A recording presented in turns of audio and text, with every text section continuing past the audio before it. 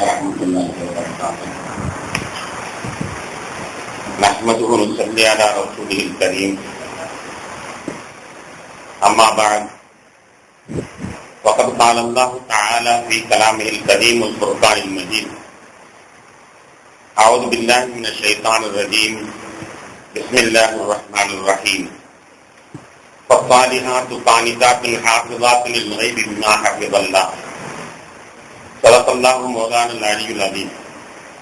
اللهم صل على سيدنا محمد شمس الأنبياء وبدر المرسلين وكتب الأولياء وافتخار المتقين تاج الأمة شفيع المذنبين شفيعي يوم القيامة الله يا عالم.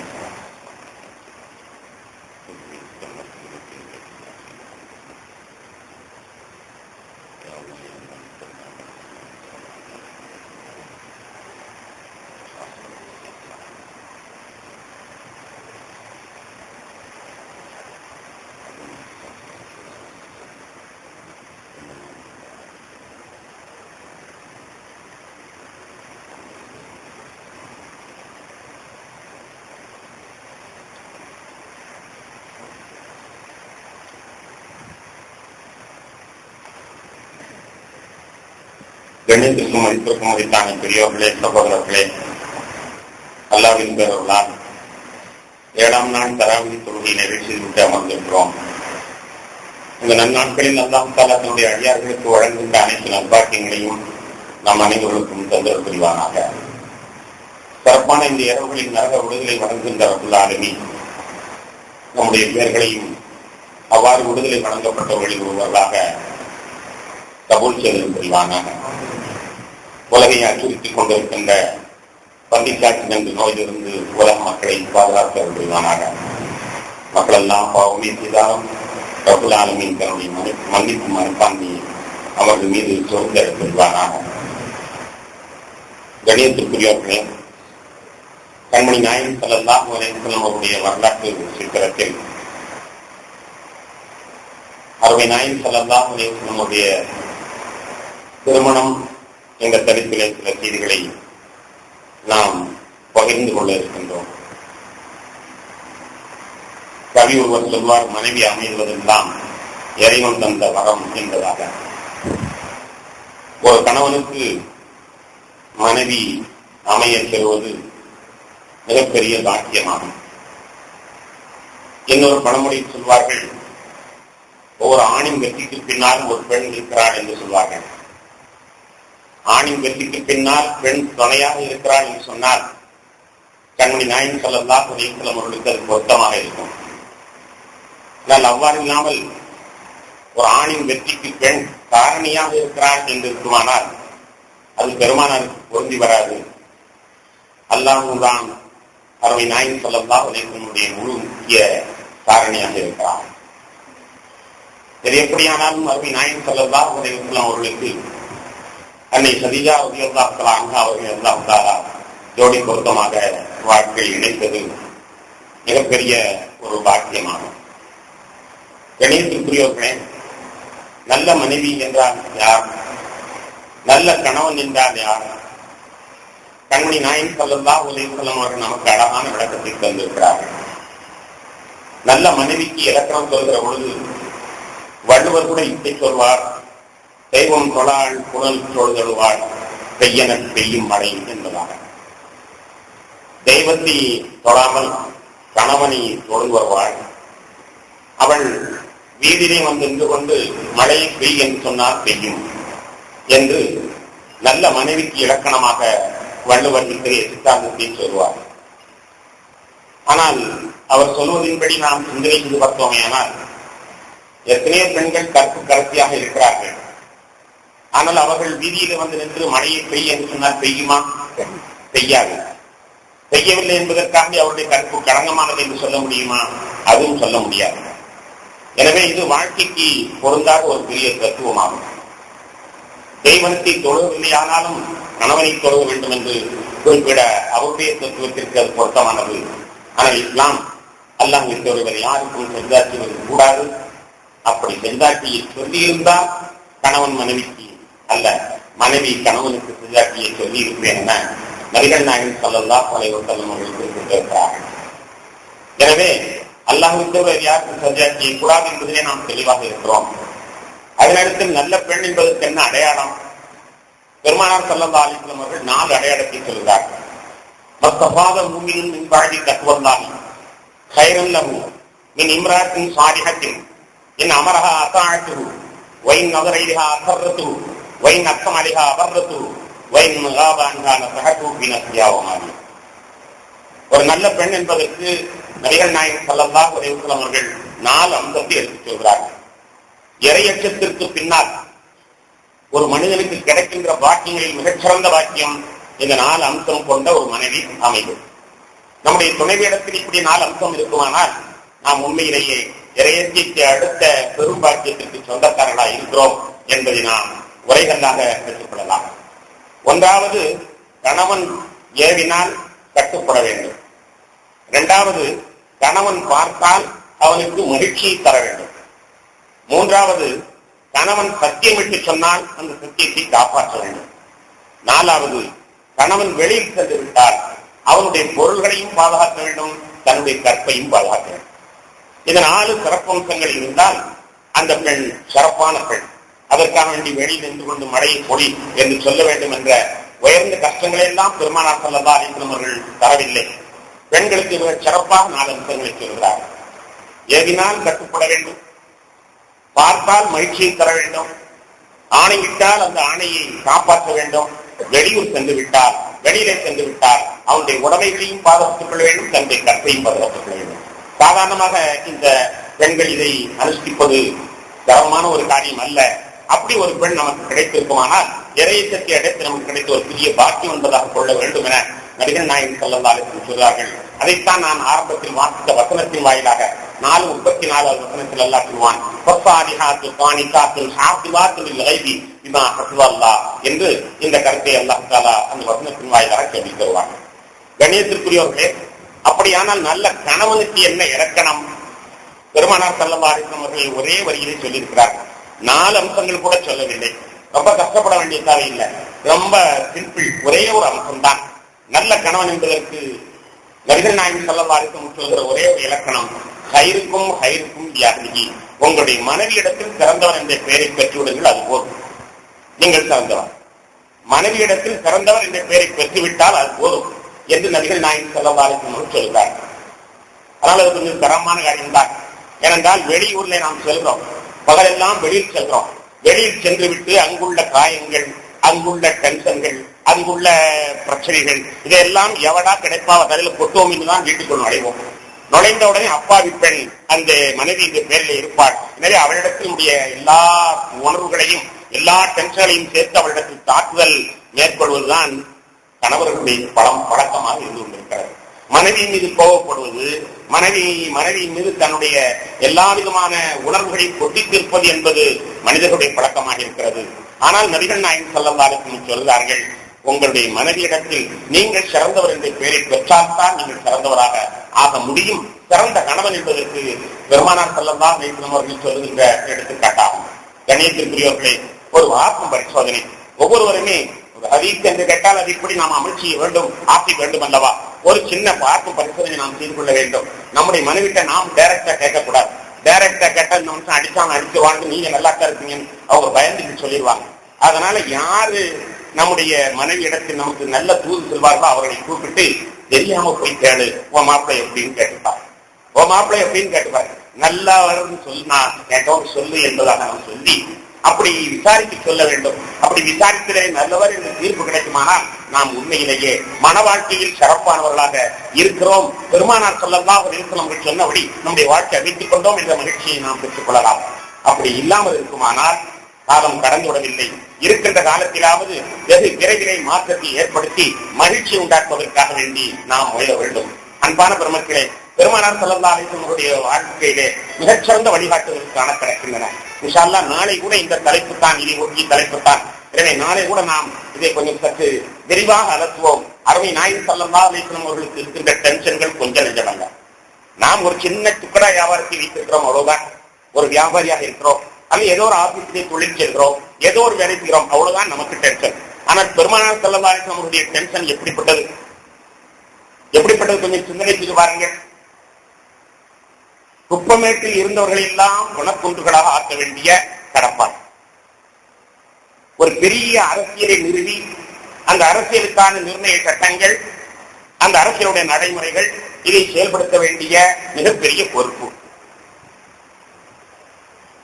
பக்கத்து ஊரில் இருந்து கொண்டு அடிக்கடி யுத்தங்களை தொடுத்து சிரமம் கொடுத்துக் கொண்டிருக்கின்ற அந்த யுத்தங்களை சமாளிப்பது, அதற்கான வியூகங்களை வகுப்பது, தளவாடங்களை தயாரிப்பது, படையெடுத்து செல்வது, முறியடிப்பது, கிட்டத்தட்ட 10 ஆண்டிலே 63 யுத்தங்கள். நம்முடைய தமிழகத்தை எடுத்து பார்த்தால் சேர, சோழ, பாண்டியர்கள், குறுநில மன்னர்கள் சண்டை எடுத்துக் கொண்டார்களே, அவர்களோடு ஒப்பிட்டு பார்த்தாலும் கூட 10 வருடத்திலே 63 யுத்தங்களை சந்தித்தவர்கள் யாரும் இருக்கிறார்களா? பெருமானார் ஸல்லல்லாஹு அலைஹி வஸல்லம் அவர்கள் மதீனாவுக்கு வந்ததிலிருந்து தொடுத்த போர் அவர்கள் வஃபாத்தாகும் வரை ஓயவில்லை. வஃபாத்தாகும் போது கூட உஸாமா ரலியல்லாஹு அன்ஹு அவர்களுடைய தலைமையில 40,000 ஒரு பிரிப்படையை ரோமானியத்தை நோக்கி நகர்த்துவது என்று திட்டமிட்டவர்களாக அது செயல்படுத்த வேண்டிய நேரத்தில் தான் அல்லாஹ் தஆலா அவர்களை அழைத்துக் கொண்டு விட்டார். இப்படி மிகப்பெரிய படையெடுப்பை சமாளிக்க வேண்டிய பொறுப்பு. எண்ணி பாருங்கள், 1 2 உள்ளேயே இருந்து கொண்டு நயவஞ்சகத்தனமாக குட்டையை குழப்பிக் கொடுத்த முனாஃபிக்கள், அவர்களை ஒடுக்க வேண்டியது, அவர்களுடைய அந்த குழப்பத்தை தவிர்க்க வேண்டிய தலையாய பொறுப்பு பெருமானாருக்கு இருந்தது. இதற்கெல்லாம் மேலாக தன்னுடைய நேரத்தில் பெருவாரியான நேரத்தை அல்லாஹ்வோடு கழிக்க வேண்டிய பொறுப்பும் இருந்தது. பெருவாரியான நேரத்தை அல்லாஹ் கூட குர்ஆனிலே சொல்வான், இரவிலே நபியே நீங்கள் தூங்குவதில்லையோ, இரவில் 3/2 பாகத்தை வணங்குவதிலேயே கழிக்கிறீர்களே என்பதாக சொல்வான். இன்ன ரப்பக யஅலமு அன்னக தகூமு அத்னா மின் சுலுஸைல் லைலி வனிஸோ அவ் சுலுஸோ. சூரத்து முஸம்மில்ல சொல்வான், 3/2 பாகத்தை இறைவணக்கத்தில் கழிக்கிறீர்கள். இவ்வளவு வேலைகள், இன்னும் எத்தனையோ டென்ஷன்கள், அயல் நாட்டு தூதர்களை சந்திப்பது, இங்கு இஸ்லாத்தை பரவச்சுவது, தினமும் 250 சதுர மைல் வேகத்தில் இஸ்லாம் பரவுவதற்கான ஏற்பாடுகளை கண்மணி நாயகம் ஸல்லல்லாஹு அலைஹி வஸல்லம் செய்திருக்கிறார்கள். எல்லாம் இருந்தும் கூட, இவ்வளவு டென்ஷன்கள் இருந்தும் கூட, துணைவியரிடத்தில் அவர்கள் உள்ளே செல்கிற பொழுது கணவனுக்கு மனைவிக்கு கணவனாகத்தான் அவர்கள் வாழ்ந்திருக்கிறார்கள். வெளியில் உள்ள பாதிப்புகள் எதையுமே உள்ள வந்து கொட்டவில்லை. வெளியில் உள்ள டென்ஷன்கள் அனைத்தையும் இங்கே தாக்கவில்லை. உள்ளே வருகிற பொழுது, வீட்டிற்குள் நுழைகிற பொழுது ஆயிஷாவுடைய மணாளனாக பெருமானார் ஸல்லல்லாஹு அலைஹி வஸல்லம் அவர்கள் வருவார்கள். வந்தால் சாதாரணமான ஒரு மனைவி குழந்தையை போன்று அவர்களுக்கு பணி செய்து கொடுப்பது, அவர்களுக்கு உதவுவது, தன்னுடைய செருப்பை சரி செய்வது, ஆடைகளுக்கு ஒட்டு போடுவது, பால் கறப்பது, இது போன்ற சராசரி ஒரு நிலையிலே குடும்பத்தின் தலைவர் என்ற முறையிலே பெருமானார் ஸல்லல்லாஹு அலைஹி வஸல்லம் அவர்கள் பவனில் இருப்பது உண்மையிலேயே அவர்களால் தான் முடியும் என்று நாம் சொல்ல வேண்டும். அதுவும் இன்னும் கொஞ்சம் ஆண்டு சுத்தி போனால் ஒரு துணைவி அல்ல, ஒரே காலத்தில் ஏக காலத்தில் 9 துணைவிகள், 9 துணைவியர்களோடு ஒவ்வொரு வருடத்திலையும் திருப்தியை பெற்றிருக்கிறார்கள். சொல்லுகிறார்கள் பெருமானார் ஸல்லல்லாஹு அலைஹி வஸல்லம் என்றும் இப்படி பெருமையாக சொன்னதில்லை. ஆனால் பெருமானார் சொல்கிறார்கள், கைருக்கும் கைருக்கும் யாகதி, உங்களில் சிறந்தவர் யார் தெரியுமா? உங்களுடைய மனைவியிடத்தில் சிறந்தவர் என்று பெயர் பெற்றவர் தான். வான கைருக்கும் யாகதி, நான் என்னுடைய மனைவியிடத்தில் சிறந்தவர் என்ற பெயரை பெற்றிருக்கிறேன் என்று ரசூலுல்லாஹி ஸல்லல்லாஹு அலைஹி வஸல்லம் அவர்கள் சந்தோஷமாக எடுத்துச் சொல்கிறார்கள். நான் பெற்றிருக்கிறேன், ஒருவர் அல்ல 9 வருடத்தில் நான் பெற்றிருக்கிறேன். யாரை வேண்டாலும் நீங்கள் கேட்டு பாருங்கள், நான் சிறந்தவனா இல்லையா என்பதை அவர்கள் ஒத்துக்கொள்வார்கள் என்பதை அருமை நாயகம் ஸல்லல்லாஹு அலைஹி வஸல்லம் சொல்லி இருக்கிறார்கள். இப்படி சொல்லும் போது ஒரு சிந்தனை வரும், ரசூலுல்லாஹ் குடும்பம், அதனால அந்த பொம்பளை எல்லாம் அடங்கி போயிருப்பாங்க. நாளைக்கு இன்ஷா அல்லாஹ் நம்ம பேசுவோம். அந்த பெண்களிடத்தில் பெருமானார் எப்படி இருந்தார்கள், ரசூலுல்லாஹ் குடும்பம் அதனால அடங்கி போயிருப்பாங்க, நம்ம மனைவி அப்படியா என்றெல்லாம் நாம் கேள்வி கேட்க முடியாது. ஏனென்றால் பெருமானார் ஸல்லல்லாஹு அலைஹி வஸல்லம் அவருடைய துணைவியர்கள் எவ்வளவு உரிமையை சாதாரண கணவனிடத்தில் பெற வேண்டுமோ அத்தகைய உரிமைக்கு போராடி இருக்கிறார்கள். சதாசிரி ஒரு பெண்ணாக மனைவியாக வாழ்ந்திருக்கிறார்கள். அதற்கு பெருமானார் இடம் கொடுத்திருக்கிறார்கள். இன்ஷா அல்லாஹ் அதை பற்றி நாம் பேசுவோம். கணியத்திற்குரிய பெருமக்களே, எனவே நாம் நல்ல கணவன்மார்களாக இருக்க வேண்டும். நமக்கு டென்ஷன் தான், பிரச்சனை தான், வெளியில வரும்போது கோபமாத்தான் வரும். யாரு இலக்காரமாக இருக்கிறார்களோ அவர்களை வச்சு நம்முடைய கோபத்தை எல்லாம் சேர்க்க வேண்டும் என்ற ஆத்திரமாகத்தான் வரும். ஆனால் அந்த ஆத்திரத்தை அப்படியே செருப்பு கழற்றதோடு வெளியில கழட்டி விட்டு உள்ளே செல்கிற பொழுது பாத்திமாவுடைய மணாளனாக, கதிஜாவுடைய மணானாக, இந்தாவுடைய மணாளனாக உள்ளே செல்ல வேண்டும். அப்பொழுதுதான் நாம் சிறந்தவர் என்ற பெயரை பெற முடியும். அதே பெண்களும் கவனம் எடுத்துக் கொள்ள வேண்டும். அது 4 அம்சங்கள். கணவன் பார்த்தால் மகிழ்ச்சி உண்டாக்க வேண்டும், கணவன் ஏவினால் கட்டுப்பட வேண்டும், ஆணையிட்டால் ஆணையை மீறக்கூடாது, வெளியில் சென்றால் அவனுடைய உடைமைகளையும் தன்னுடைய கற்பையும் பாதுகாத்துக் கொள்ள வேண்டும் என்ற அந்த சிறப்பு எதுக்கு சொந்தக்காரர்களாக அவர்கள் ஆகுவார்கள். ஆனால் இந்த உலகமே சுவாமயமாக ஆகும் என்பதில் சந்தேகமே இல்லை. அல்லாஹ் நமக்கு சொல்லித் தருவான். அப்படி உங்களால் வாழ முடியவில்லை ஆனால் என்னிடத்தில் பிரார்த்தனை செய்யுங்கள். ரப்பனா ஹப் லனா மின் அஸ்வாஜினா வ ذُرِّيَّاتِنَا قُرَّةَ أَعْيُنٍ. யா அல்லாஹ் எங்களுடைய மனைமக்களை எங்களுக்கு கண்குளிர்ச்சி தா. எங்களால் நடத்த முடியவில்லை, நீ எப்படியாவது எங்களை சமாதானப்படுத்தி நாங்கள் கண்குளிர்ச்சியாக வாழ வைக்கி என்று அல்லாஹ்விடத்திலே பொறுப்பு சட்டங்கள் என்று கேட்பான். ரப்பனா ஹப் லனா மின் அஸ்வாஜினா வ ذُرِّيَّاتِنَا قُرَّةَ أَعْيُنٍ وَجَعَلْنَا لِلْمُتَّقِينَ إِمَامًا. இறையச்சம் உள்ளவர்களுக்கெல்லாம் நாங்கள் முன்மாதிரியாக ஆக வேண்டும். அல்லாஹ் எவ்வளவு ஆசை இருக்குது என்று பாருங்கள். சராசரி மனிதனுக்கு நான் முன்மாதிரி ஆக வேண்டும் என்று கேட்க சொல்லவில்லை. சராசரி மனிதனுக்கு 10-11 அதில் நான் சிறந்தவன் அப்படி சொல்லவில்லை. முத்தகீன்கள் என்ற சூப்பர்மேன்களுக்கெல்லாம் நீங்கள் முன்மாதிரியாக ஆக வேண்டும் என்று அல்லாஹ்விடத்தில் கேளுங்கள். வஜஅல்னா லில்முத்தகீன இமாமா. முத்தகீன் என்றால் மூமின்களை விடவும் அந்தஸ்து கூட, முஸ்லிமை விடவும் அந்தஸ்து கூட. முத்தகி என்றால் மிக உயர்ந்தமான அவங்களுக்கு நான் தலைவன் ஆக வேண்டும். அப்படியான சூப்பர் மேன்களுக்கெல்லாம் வெரி வெரி வெரி வெரி சூப்பர்மேனா நான் ஆக வேண்டும் என்னுடைய சந்ததி என்று நீங்கள் என்னிடத்தில் கேளுங்கள். கேட்டீர்களானால் நான் அப்படி அமைத்து தருவேன் என்று அல்லாஹ் பொறுப்பெடுக்கின்ற அந்த பாங்கை நாம் பார்க்கிற பொழுது அல்லாஹ் நாம் எப்படி வாழ வேண்டும் என்று ஆசைப்பட்டிருக்கிறார் என்பது நமக்கு புரிய வருகிறது. அன்பான பெருமக்களே, அருமை நாயகம் ஸல்லல்லாஹு அலைஹி வஸல்லம் அவர்கள் ஆடு மேய்ப்பதை தொழிலாக கொண்டார்கள். கொஞ்ச காலம் தான் ஆடு வைத்துக் கொண்டிருக்க முடியும். ஒரு சின்ன வயது, அவ்வளவுதான் அந்த ஆடு வைப்பதற்கு பொருத்தமான வயது. கொஞ்சம் அவர்கள் விவரம் தெரிய ஆரம்பிக்கிற பொழுது வேறு உழைப்புத்தான் தேட வேண்டும் என்ற நிலையில அவர்கள் விவரம் தெரிய ஆரம்பித்த உடனேயே அபூ தாலிப் அவர்கள் சொல்வார்கள், ஹதீஜா தன்னுடைய பொருள்களை கொடுத்து மக்கானுடைய வாலிபர்களுக்கெல்லாம் வியாபாரம் செய்து வர சொல்லி பொருள்களை கொடுத்து வியாபாரம் செய்து சொல்லி லாபம் கொடுக்கிறார். எனவே நீயும் போய் கேட்டால் அவர்கள் தருவார்கள். அந்த பணத்தை அந்த சரக்கை எடுத்திருந்து வியாபாரம் சென்று வாருங்கள் என்று பெருமானார் ஸல்லல்லாஹு அலைஹி வஸல்லம் பெரிய தந்தை அபூ தாலிப் சொல்கிறார்கள். நபிகள் நாயகம் ஸல்லல்லாஹு அலைஹி வஸல்லம் சொன்னார்கள், நம் குடும்ப கஷ்டம் தெரியும், நான் சம்பாதிக்க வேண்டும் என்ற அக்கறையும் எனக்கு இருக்குது. ஆனால் நானாக போய் யாரையும் கேட்க மாட்டேன். எனக்கு அது பழக்கம் இல்லை. நானாக போய் கேட்க மாட்டேன். அவர்களாக தந்தால் தாராளமாக நான் செய்கிறேன். அவர்கள் என்னை கூப்பிட்டு அனுப்பினால் நான் சம்மதிக்கிறேன் என்று கண்மணி நாயகம் ஸல்லல்லாஹு அலைஹி வஸல்லம் சொல்லிவிட்டார். பெருமானாருடைய பாதிப்பில் தான் தானாக எதையும் பெற மாட்டாங்க. நம்ம இடத்தையும் அது சொல்வார்கள், ஏதாவது ஒரு பதவி நீங்களா கேட்டு போறாதீங்க. தன்னா வந்தா அல்லாவா அதுக்குள்ள சக்தி உங்களுக்கு தருவான். தானாக வந்தா நல்லா அந்த சக்தியை தருவான். ஆனா நீங்களா தேடி போனீங்கன்னா உங்க விலையை போட்டுருவான் என்பதாக பெருமானார் ஸல்லல்லாஹு அலைஹி வஸல்லம் சொல்வது பழக்கம். அந்த ரீதியிலே அவர்களாக தேடி செல்ல மாட்டேன் என்று சொன்னார்கள்.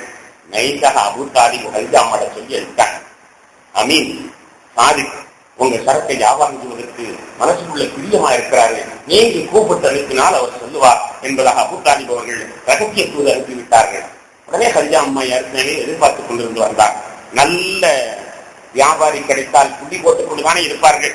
தெருவிலே இந்த பையன் நல்ல பையனா இருக்க, நம்ம இந்த பையன் நம்ம கடையில் சேர்த்தான் காவலியை என்று ஒவ்வொரு கணம் கண்ணி போட்டுக் கொண்டே இருப்பார்கள். அது வியாபாரிகளுக்கு நன்கு தெரியும். எனவே இவர்கள் ஏற்கனவே எப்படிடா உள்ள போடுறது என்று நினைத்துக் கொண்டிருந்த நேரத்தில் இப்படி ஒரு தகவல் வந்தவுடன் நபிகள் நாயகம் ஸல்லல்லாஹு அலைஹி வஸல்லம் நேரடியாக கூப்பிட்டு அனுப்பினார்கள்.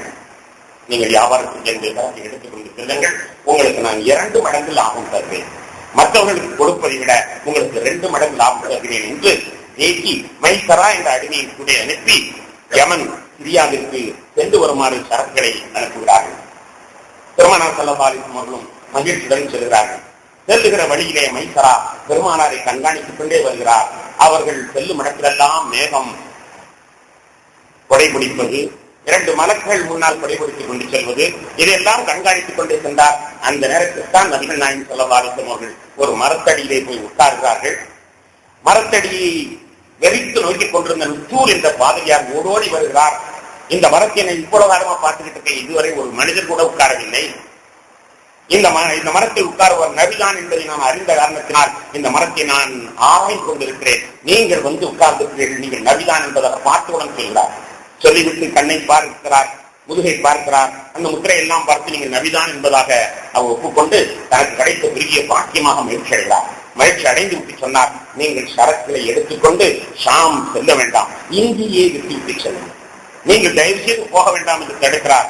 பெருமானாரும் அதை ஒரு நல்ல அறிகுறியாக எடுத்துக்கொண்டு அங்கேயே சரக்கை விற்கிறார். விற்றுவிட்டு 2 மடங்கு அதிகமான லாபத்தோடு அவர் திரும்பி வருகிறார். திரும்பி வருகிற வழியிலேயே ஹதிஜா அம்மையார் அவர்கள் சரக்குகள் எடுத்துச் சென்றவர்கள் திரும்பி வருகிறார்களா என்று அவர்கள் வீட்டு மாடியிலிருந்து பார்த்துக் கொண்டிருக்கின்ற பொழுது மேகம் கொடை பிடித்து கீழே ஒரு மன்னர் வருவதை அவர்கள் பார்த்து விட்டார்கள். நபிகள் நாயகம் ஸல்லல்லாஹு அலைஹி வஸல்லம் அவர்களோடு தெரிந்தது. உடனே ரொம்பவும் சந்தோஷத்தோடு வரவேற்கிறார்கள். 2 மடங்கு லாபம் கேட்டதை போன்றே கொடுக்கின்றார்கள். மைத்ராவை அழைத்து கேட்டார்கள், ஆமா சிரியாவுக்கும் போகலன்னு சொல்றீங்க, இடையிலேயே வியாபாரத்தை முடித்துக் கொண்டேன் என்று சொல்கிறீர்கள், அப்படியானால் இவ்வளவு லாபம் எப்படி கிடைக்கும்? சிரியாவுக்கும் போகல, இடையிலேயே வியாபாரத்தை விட்டு தீர்த்தீர்கள், அப்படியானால் இவ்வளவு லாபம் எப்படி கிடைத்தது? யாரையும் ஏமாற்றினாரா? அம்மா கேட்டார். யாரையும் நம்ம நுணுக்கம் பெண்ணாக இருந்தாலும் அந்த நுணுக்கம் இருக்கும் அல்லவா? யாரையும் ஏமாற்றினாரா? எப்படி மைந்தரா சொல்கிறார், இல்லை இல்லை, ஏமாற்றவே இல்லை.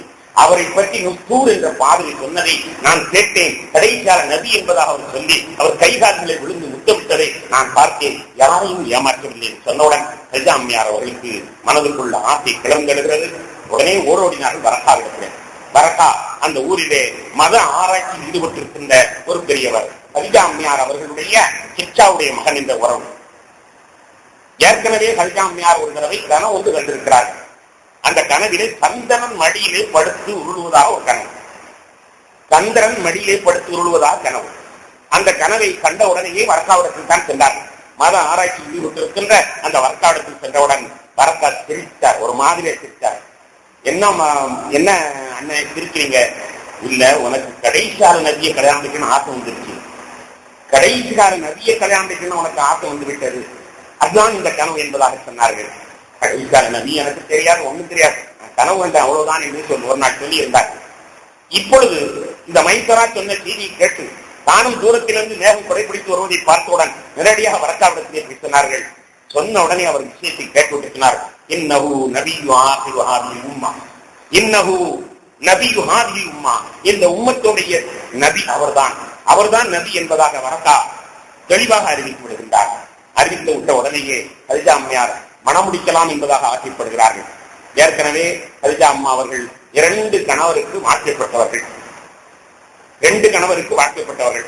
அத்தீக் என்று ஒரு கணவருக்கு வாக்கியப்பட்டு ஒரு பெண் குழந்தை இருந்தது. ஹிந்து பின்து அத்தீக் என்று பெயர்.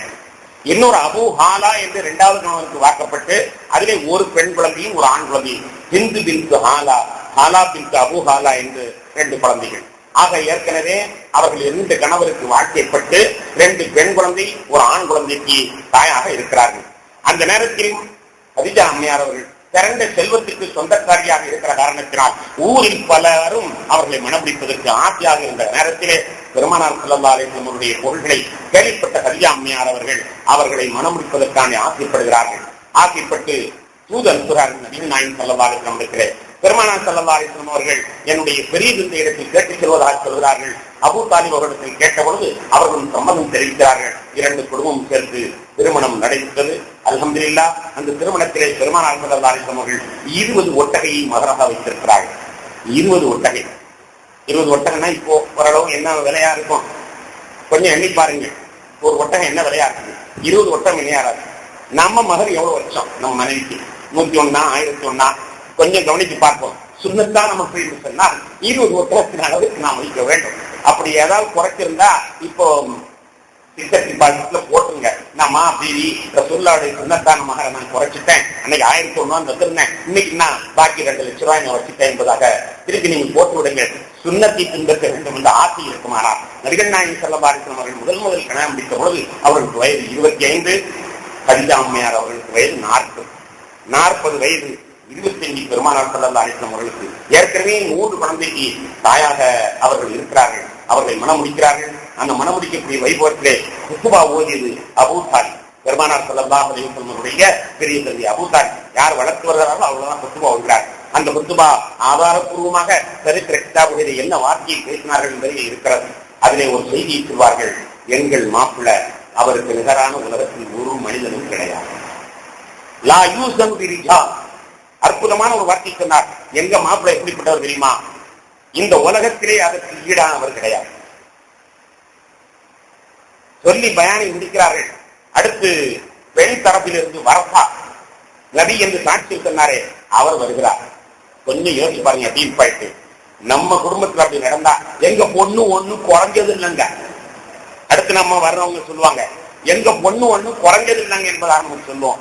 ஆனால் வரக்கா அடுத்து பேசுகிறார், நீங்கள் உண்மையிலேயே உயர்ந்தவர்கள், உங்களுடைய பாக்கியம் உங்களுக்கு கிடைக்க வேண்டும் என்றுதானே உங்களிடத்தில் நாங்கள் சம்பந்தம் பேசி வந்தோம்.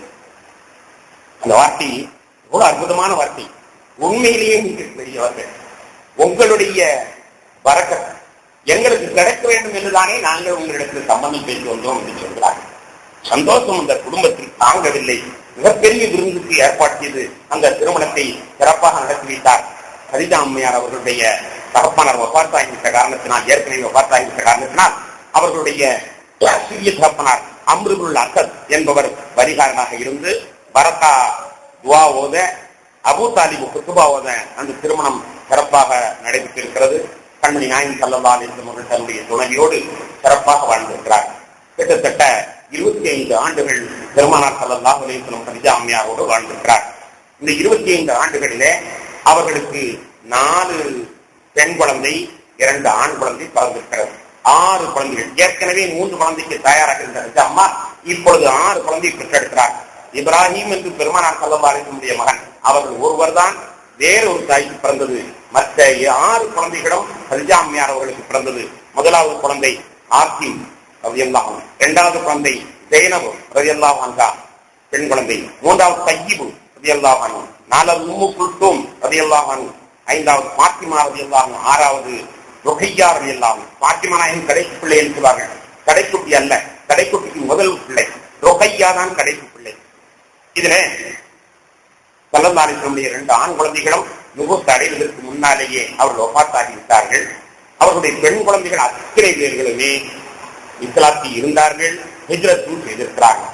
கணியத்திற்குரியவர்களே, நாமெல்லாம் விளங்கியிருப்போம் முதலாக இஸ்லாத்தை ஏற்றது கதிஜா அம்மா, முதலாக இஸ்லாத்தை ஏற்றது கதிஜா அம்மா என்று விளங்கியிருப்போம். கதிஜா அம்மா மட்டுமல்ல, அவர்களோடு சேர்ந்து 4 பெண் குழந்தைகள். முதல் இஸ்லாத்தை ஏற்றுக்கொண்டது கதிஜா அம்மை அவரோடு சேர்ந்து ஜைனப் ரலியல்லாஹு அன்ஹா, ஃபாத்திமா ரலியல்லாஹு அன்ஹா, உம்மு குல்தூம் ரலியல்லாஹு அன்ஹா, ருகையா ரலியல்லாஹு அன்ஹா. எல்லாரும் இஸ்லாத்தை ஏற்றிருக்கிறார்கள். முதலாக பெண்களிலே 5 பேர் இஸ்லாத்தை ஏற்றிருக்கிறார்கள் என்ற சரித்திரத்தை நாம் மாற்றி வழங்க கடமைப்பட்டிருக்கிறோம். கணேசத்திற்குரிய பெருமக்களை, நபிகள் நாயகம் ஸல்லல்லாஹு அலைஹி வஸல்லம் அவர்கள் திருமணம் முடித்த உடனேயே தன்னுடைய சொத்து அனைத்திற்கும் கதிஜா அம்மையார் அவர்கள் பெருமானாருடைய கரத்திலே கொடுத்து விட்டார்.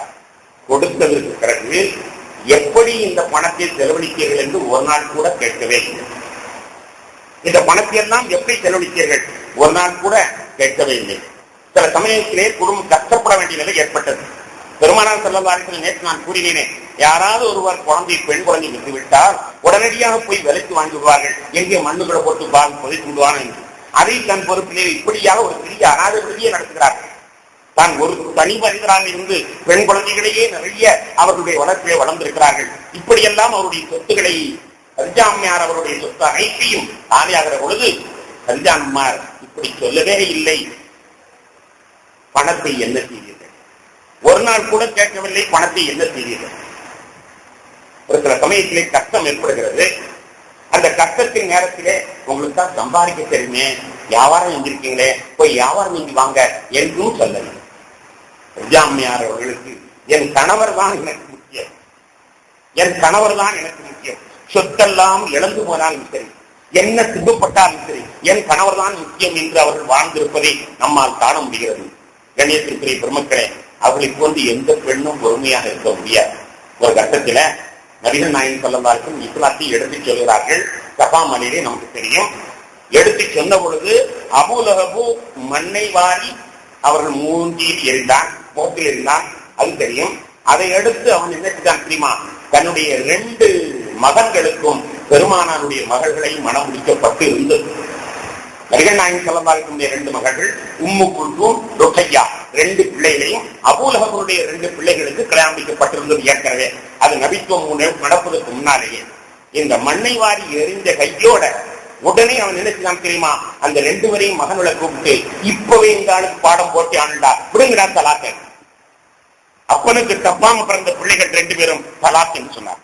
ருகையா உம்மு குல்தூம் 2 பேரும் தலாக்க அளித்தார்கள். பெருமானார் ஸல்லல்லாஹு அலைஹி வஸல்லம் இஸ்லாத்தை பற்றி அறிவு செய்துவிட்டு வீட்டுக்கு வருகிறார்கள்.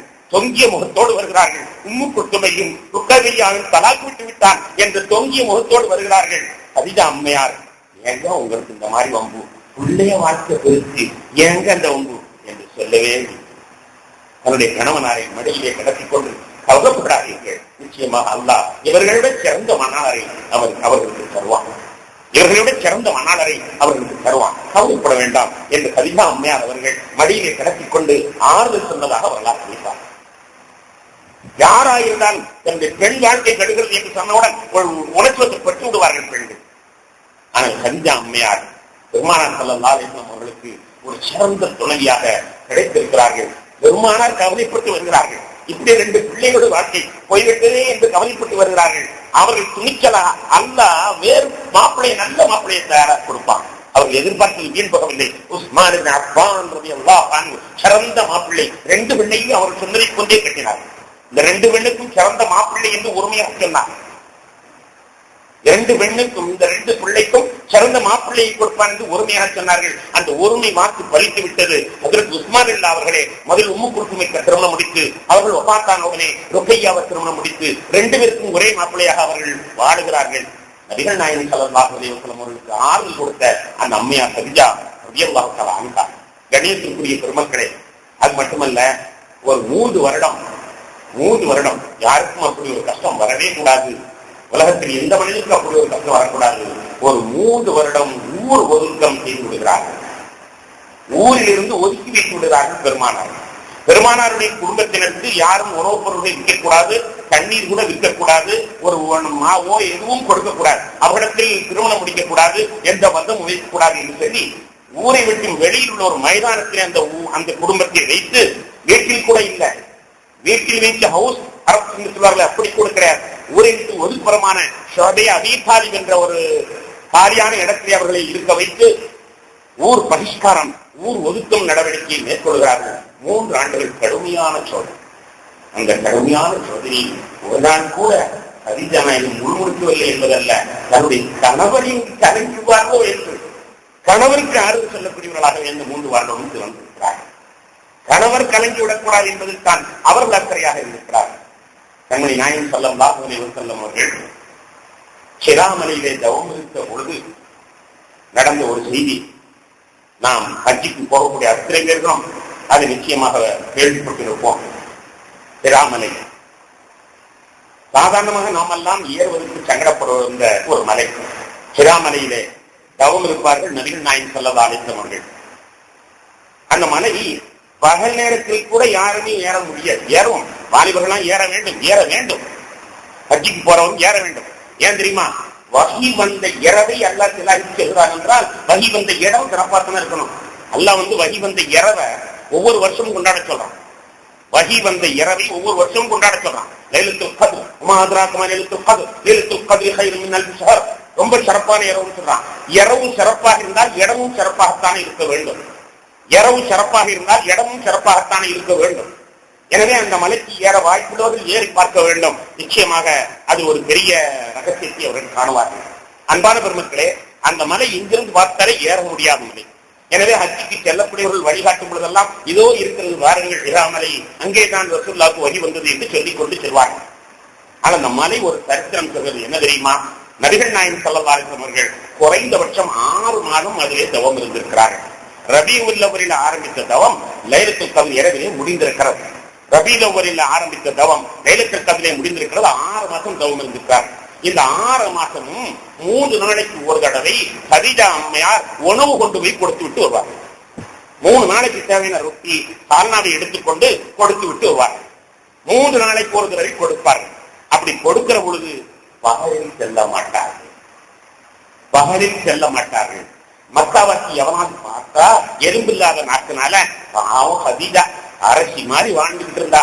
இந்த முகம்மதை கட்டிக்கிட்டு இப்போ பராரியா போய் அவ வீட்டுல வேலைக்காரி 8 பேர் இருக்கும். அந்த காலத்துல இவ சோறு சுமக்கிறாங்க. இந்த முகம்மது பெரிய தவம் இருக்கிறாரா? முகம்மது பெரிய தவம் இருக்கிறாரா? இந்த அம்மாவை சோறு சுமக்க வச்சிருக்கிறார். தினமும் எடுத்துக்கிட்டு போந்தோன நாளையிலே என்று யாரும் தன்னுடைய கணவனை குறைந்து மதித்து விடக் கூடாது என்பதற்காக வேண்டி இரவு நேரத்தில் தான் ஏறுவார்கள். இரவு நேரத்திலே 3 நாளைக்கு ஒரு இரவு நேரத்தில் தான் ஏறுவார்கள். எல்லாம் மக்காவை தூங்கியதற்கு பிறகு செல்வார்கள். இப்பொழுது பார்த்தால் பகலிலேயே நமக்கு கால் கிடைக்கிறது. இப்பொழுதாவது கொஞ்சம் முசாஃபர்கள் அங்கங்க கொஞ்சம் பணத்தை வாங்கி அந்த படி மாதிரி கட்டி வச்சிருக்கிறாங்க. ஆனா கொஞ்ச காலத்துக்கு முன்னால அதுவும் கிடையாது. 1400 வருஷம் முன்னால எப்படி இருந்திருக்கும் அந்த மலை? அப்படிப்பட்ட கரடு முரடான மலையிலே நாமே பகலில் ஏறுவதற்கு துணுக்குற மலையிலே இரவிலே 3 நாளைக்கு ஒரு தடவை 6 மாதம் சுமந்திருக்கிறார்கள் என்றால் தன்னுடைய கணவனாரை யாரும் குறைத்து சொல்லிவிடக் கூடாது என்பதற்காக இரவிலே செல்கிறார்கள் என்றால் செல்லுகிற பொழுது அவருக்கு வயசு தெரியுமா? 54 வயது. நம்ம ஊர்ல 54 வயசுனாலேயே வேற எடுத்துட்டு வாங்க என்று சொல்லிக் கொண்டிருப்பாரு. அப்படிப்பட்ட 54 வயதிலே 3 நாளைக்கு ஒரு தடவை உணவை எடுத்துக்கொண்டு இரவு நேரத்திலே சென்றிருக்கிறார்கள். ஒரு அரசியாக வாழ்ந்த தான் கூப்பிட்ட குரலுக்கு மக்காவே வேலை பார்ப்பதற்கு தயாராக இருப்பார்கள். ஏனென்றால் மக்கா வாலிபர்கள் எல்லாரும் அவரிடத்தில் வியாபாரியாக வேலை பார்த்தவர்கள். கூப்பிட்ட குரலுக்கு அத்தனையர்களும் தயாராக இருக்கக்கூடிய நிலைமையில் வாழ்ந்த அந்த அம்மா கண்மணி நாயகம் ஸல்லல்லாஹு அலைஹி வஸல்லத்திற்கு எந்த குறையும் வந்துவிடக்கூடாது என்பதற்காக ஏறி ஏறி அந்த உணவை கொடுத்திருக்கிறார்களா என்று நினைத்து பார்த்தார். இப்படியும் ஒரு மனிதன் உலகத்தில் எந்த சரித்திரத்தை பார்த்தாலும் இப்படி ஒரு அல்லாஹ்வே ஒரு சமயத்தில் வியந்து போற்றுகிறார். நபிகள் நாயகம் ஸல்லல்லாஹு அலைஹி வஸல்லம் ஹஜ்ஜான ஜிப்ரீல் அலைஹிஸ்ஸலாம் இடையே வருவார்கள். ஜிப்ரீல் அலைஹிஸ்ஸலாம் முன்னாலேயும் வருவது பழக்கமாக இருந்தது. ஜிப்ரீல் அலைஹிஸ்ஸலாம் ஒரு நாள் பெருமானார் ஸல்லல்லாஹு அலைஹி வஸல்லம் சொல்கிறார்கள், ஹாதிஹி ஹதீஜா. ஆதாரப்பூர்வம் அபூதாவுத் என்ற நூலிலே பதிவு செய்யப்படுகிறது. ஹாதிஹி ஹதீஜா, இதோ ஹதீஜா வந்துகிட்டு இருக்காங்க. அவங்க கையிலே சால்னா இருக்கிறது, இன்னொரு கையிலே ரொட்டி இருக்கிறது, ஏறி வந்துகிட்டு இருக்காங்க. அப்படி வந்தா அல்லாஹ் சலாம் சொல்லுங்க என்பதாக ஜிப்ரீல் அலைஹிஸ்ஸலாம் சொல்கிறார். அல்லாஹ் சலாம் சொல்லிய ஒரே பெண் ஹதீஜா ரலியல்லாஹு அன்ஹா. கண்மணி நாயகம் ஸல்லல்லாஹு அலைஹி வஸல்லம் அஸ்ஸலாமு அலைக்கும் நபியும் அல்லாஹ் சொல்லியிருக்கிறான் சலாம். ஆனால் எந்த பெண்ணுக்கும் அல்லாஹ் சலாம் சொன்னதில்லை. அல் ஹதீஜா அம்மாவுக்கு சலாம் அல்லாஹ் சொன்னதா சொல்லுங்கள் என்று ஜிப்ரீல் அலைஹிஸ்ஸலாம் அவங்க சொல்லிவிட்டு சொன்னார்கள், இந்த மிஸ்கீனுடைய சலாத்தையும் சொல்லிவிடுங்கள். ஜிப்ரீல் அலைஹிஸ்ஸலாம் சொல்றார்கள், என்னுடைய சலாத்தையும் சொல்லிவிடுங்கள் என்று சொல்கிறார்கள். நபிகள் நாயகம் ஸல்லல்லாஹு அலைஹி வஸல்லம் ஹதீஜா மேல வந்த உடனேயே இந்த 2 தகவலையும் தந்த பொழுது அவர்களுக்கு எவ்வளவு சந்தோஷம், எவ்வளவு ஆனந்தம் ஏற்பட்டிருக்கும் என்பதை நான் எண்ணி பார்த்து கலைக்கிறோம். அவர்களை எல்லாம் பொருந்திக் கொள்வாராக என்று திரும்ப திரும்ப திரும்ப திரும்ப நினைத்து நாம் அவர்களுக்கு சொல்லிக் கொடுக்க கடமைப்பட்டிருக்கிறோம். அப்படிப்பட்ட முறையிலே ஹதீஜா ரலியல்லாஹு அன்ஹா அவர்கள் தன்னுடைய கணவனுக்காக வேண்டிய மிகப்பெரிய தியாகத்தை செய்திருக்கிறார்கள். ஆனால் கண்மணி நாயகம் ஸல்லல்லாஹு அலைஹி வஸல்லம் ஒரு கட்டத்தில் அழுகிறார். ஒரு கட்டத்தில் ரொம்ப அழுகிறார். எந்த கட்டம்? ஹதீஜா அம்மா அவர்கள் வஃபாத்தாகிவிட்டார்கள். அவர்களுக்கு தஃபன் வேலையை பெருமானார் செல்கிறார்கள். செய்யும் பொழுது ஏழ்மை குடும்பத்தில் தாண்டவமாகிய காரணத்தினால் முழுமையான கஃன் துணி இல்லை. ஒரு முழுமையான கஃன் துணி இல்லை. வெண்ணை போர்த்துவதற்கு ஒரு முழுமையான கஃன் துணி இல்லை. தலையை போர்த்தினால் கால் தெரிகிறது, காலை போர்த்தினால் தலை தெரிகிறது. பெருமானார் மண்கட்டார் அரசி உன் சொத்தை பூரா என்கிட்ட கொடுத்த, உன்னுடைய சொத்தை பூரா என்னிடத்துல கொடுத்த, ஏன் எதுக்குன்னு கேட்கல. ஆனா நான் உனக்கு ஒரு முழுமையான கஃன் கூட கொடுக்க முடியாத நிலையில் இருக்கிறேன் அம்மா என்று அழுத பொழுது சஹாபாக்கள் எல்லாம் பேசுகிறார். உனக்கு ஒரு முழுமையான கஃன் வாங்கி கொடுக்க கூட முடியாத நிலையில் இருக்கிறேனே என்று சொன்ன பொழுது சஹாபாக்கள் எல்லாம் சேர்ந்து அழுதுள்ளவர்கள். கண்மணி நாயகம் ஸல்லல்லாஹு அலைஹி வஸல்லம் ஒரு ஹதீஜாவுடைய ரலியல்லாஹு அன்ஹுடைய தியாகத்தை என்றையுமே அவர்கள் மறந்ததே இல்லை. பின்காலத்திலே வரலாற்றிலே பார்க்கிறோம். ஆயிஷா ரலியல்லாஹு அன்ஹா சொல்லுவாங்க, எனக்கு ரசூலுல்லாஹ் மேல என்னுடைய மத்த மனைவி மேல எனக்கு யார் மணி ரோசம் வந்ததில்லை. ஹதீஜா நாயகத்தின் மீது ரோசம் வந்த மாதிரி எனக்கு எப்பவுமே ரோசம் வந்ததில்லை. ஏதோ பொழுது ரசூலுல்லாஹி ஸல்லல்லாஹு அலைஹி வஸல்லம் உட்கார்ந்து பொழுதெல்லாம் ஒரு நாளைக்கு 2 தடவையாவது ஹதீஜா அப்படிப்பா சொல்லாம இருந்ததில்லை. நான் இத மாதிரி எந்த பெண்ணி மீது ரோசப்பட்டதில்லை. ஹதீஜா நாயகம் ஆயிஷா நாயகம் சொல்றாங்க, புகாரில ஹதீஸ் வந்து சொல்லுவாங்க, வீட்டுல ஏதோ ஒரு நாள் ஆடு அறுத்தன்னு சொன்ன அந்த இறக்கிய ஹதீஜாவுடைய உறவினர்களுக்கு கொண்டு போய் கொடுத்துவா என்று உத்தரவிடுவார். நான் சொல்லுவேன், உலகத்துல ஹதீஜாவுக்கு பொம்பளையே இல்ல உள் தெரியுது என்பதாக நான் முணங்கினேன். ஒரு நாள் உலகத்துல ஹதீஜா விட அவர் பொம்பளையில இல்ல உள் தெரியுது என்பதாக நான் முணங்கின உடனே கண்மணி நாயகம் ஸல்லல்லாஹு கண்கலங்கிட்டு சொன்னாங்க, ஆயிஷா உங்கள் ஒருவருடைய வயிற்றிலும் எனக்கு அல்லாஹ் ஒரு புழு பூச்சியை தரலாம். வேற எதை சொன்னாலும் மறுத்துடுவார்கள். அதற்காக புத்திசாலியான ஆயிஷா புத்திசாலியான பெண், எனவே எதை சொன்னாலும் மறுத்துடுவார்கள். ஏன் நாங்கள் மட்டும் உங்களுக்கு சேவை செய்யவில்லையா, நாங்கள் தியாகம் செய்யவில்லையா என்பதாக சொல்லிடுவார்கள் என்பதற்காக எதை மறுத்து சொல்ல முடியாத அதை சொல்கிறார்கள். உங்கள் வயிற்றிலே ஒரு புழு பூச்சி அல்லாஹ் எனக்கு தரவில்லை.